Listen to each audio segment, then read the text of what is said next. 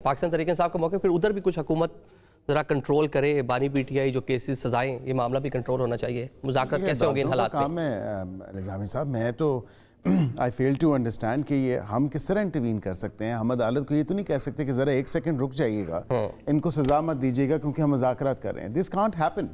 किसी भी महज़ब माशरे में तो ये नहीं होता कि आप अदालत को के मामलात में या उसमें इंटरफेयर करें और आप कहें कि जब ट्राइकॉटमी और ऑफ पावर्स है या सेपरेशन ऑफ पावर्स का कॉन्सेप्ट भी यही है कि जो एग्जीक्यूटिव, लेजिस्लेचर और जुडिशरी, तो अब यहाँ पे हमारा उनके काम में मदाखलत करना, जब हम उनको अपने काम से मदाखलत करने में रोकते हैं, we can't actually then interfere into their work. अब अदालत केस बना हुआ है, अदालत केस सुन रही है, उसमें ना तो हम कह सकते हैं कि जी अभी नहीं, आज नहीं, कल सुन लें केस, या अभी सज़ा मत दें, आप परसों सज़ा दे दीजिएगा, जो फैसला करना है वो कर दीजिएगा।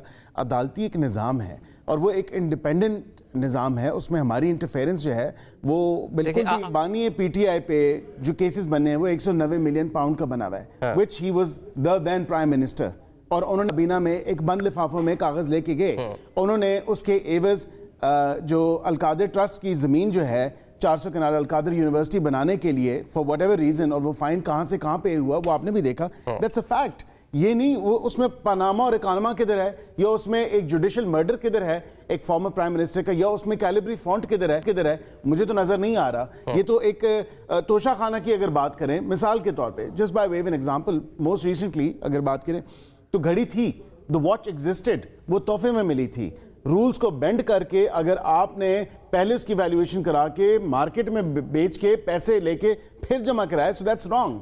You can't actually bend the rules for your own benefit. यहाँ पे ये नहीं हो सकता। इसी तरह तोशा खाना 2 है, दीगर, मैं इस पे आगे और केसेस पे कमेंट नहीं करूंगा, लेकिन ये वो केसेस है जो उनके खुद किए हुए हैं। ये कोई ये नहीं था कि उनका वो ट्रस्ट है और उस ट्रस्ट में जो है वो सिग्नेटरी हैं या डायरेक्टर हैं तो इसलिए उनको पेनलाइज किया जा रहा है। That's not the case.